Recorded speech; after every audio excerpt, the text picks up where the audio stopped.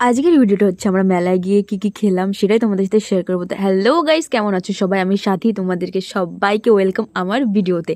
তো প্রথমে চলে গেলাম মোমো স্টলে, স্টিম মোমো নিলাম। স্টিম মোমো খেতে আমার এত ভালো লাগে, আমার যে বাদবাকি মোমোগুলো আছে সেটার থেকে আমার স্টিম মোমো একদম ভালো লাগে। চিকেন স্টিম মোমো, ভেজ না, এতটা টেস্টি ছিল, সাথে এতটা গরম ছিল, মারাত্মক গরম ছিল। আর মেলাতে সেদিন প্রচণ্ড গরম ছিল, মেলাতে না দিনটাতে প্রচণ্ড গরম পড়েছিল। আর মোমোটা খুবই গরম, যখন গালে দিচ্ছিলাম এমনি গরম, মোমো গরম, গালেও গরম, কি বলবো। আর শেষমেশ তো প্রিয়া আমার অবস্থা দেখে হাওয়া দিচ্ছিল রুমাল দিয়ে, তো কি বলো তো প্রচন্ড ঘেমে যাচ্ছিলাম।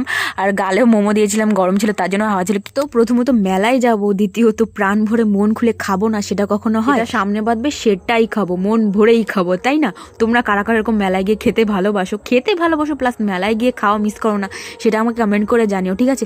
আর আমি গাইস এমনি একটু এরকম যে খেতে খুবই ভালোবাসি, আর সামনে যেটা দেখবো খেতে ইচ্ছে করলে আর খাবো না সেটা তো আমার পক্ষে অসম্ভব, মানে আমার খেতেই হবে এমন একটা ব্যাপার হয়ে গেছে। আর এখানে না ছোট্ট একটা মেলা বসেছিল আমাদের পয়লা বৈশাখের, যে পয়লা বৈশাখের দিনটাই আমাদের এই কালীগঙ্গা পুজোটা শুরু হয়। এটা একটা বিখ্যাত পুজো, প্রত্যেক পয়লা বৈশাখে পুজোটা হয়। ছোটোখাটো একটা মেলাও বসে, অনুষ্ঠানও হয়। তো মোমো স্যুপটা এতটা গরম ছিল, আমরা শেষমেশ মোমোর প্লেটেই ঢেলে নিয়েছিলাম, ফু দিয়ে দিয়ে ঠান্ডা করছিলাম, এতটা গরম। মোমো স্যুপটা কি ফেলে দেবো নাকি?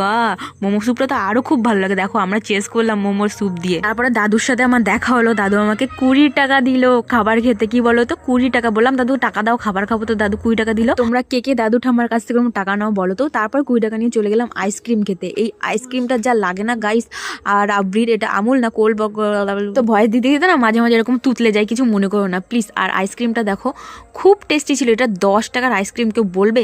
সত্যি অসাধারণ ছিল। আমার বান্ধবী দেখো আইসক্রিমের সাথে ওর গায়ের রংটা ম্যাচ খেয়ে গেছে। তো তারপর আমরা নিলাম এখানে ডালের পকোড়া। এতটা বিচ্ছিরি, এতটা জঘন্য ছিল এই পকোড়া, তোমাদেরকে কি বলবো, একদম বিচ্ছিরি। ডাল নাকি চালের গুঁড়ি দিয়েছিল, গাদাখানি কোনো ডাল অস্তিত্ব নেই ডালের, কোনো গাদাখানি চালের গুঁড়ি দিয়ে বানিয়েছিল। তো পকোড়াটা খাচ্ছিলাম, স্টেজের সামনে বসে নাচ দেখছিলাম। নাচগুলো অনেকগুলো নাচ দেখেছি, খুব সুন্দর সুন্দর নাচ হয়েছে জানো, খুব ভালো লেগেছিল। আর তোমরা কারা কারা এরকম স্টেজের সামনে বসে ডান্স দেখো আর খাবার খাও বলো তো? আমার তো খুবই ভালো লাগে, নাচ দেখবো আর খাবো, নাচ দেখবো আর খাবো। ফ্রি টিকিট, কোনো টিকিট নেই, ফ্রিতে, তাই না? তারপর আধা ঘন্টা পরে আমরা চলে গেলাম মকটেল খেতে। এখানে কি কাণ্ড হয়েছে বলো তো? বললাম একটা দে, তো ওই দাদাটা বললো যে তোরা দুজন একটা খাবি কেন রে? আমরা একটাই খাবো। কেন দুটো নিতে হবে এমন কোনো কথা আছে নাকি? এখানে একটা প্রায় দুর্ঘটনা হয়ে গেছিল, প্রায় কি বলো তো, আমাদের বলেছিল কোন ফ্লেভারটা খাবি, তো এই ফ্লেভারটা দেখালাম, তো ঢালতে গিয়ে না প্রায় অনেকটা টেবিলে পড়ে গেছিল, একটু বিদঘুটে লাগছিল, তো কিছু করার নেই, পড়ে গেছে, মিস্টেক। শেক শেক শেক দাদা শেক। তো তারপরে ফাইনালি আমাদের মকটেল প্রায় প্রায় প্রায় রেডি। দেখো কতগুলো বরফ দিয়ে দিয়েছিল, শেষমেশ একটু সোডা দিয়ে দিল। তো ফাইনালি আমাদের mocktail, mango flavour mocktail is done. তো বললাম খাবি?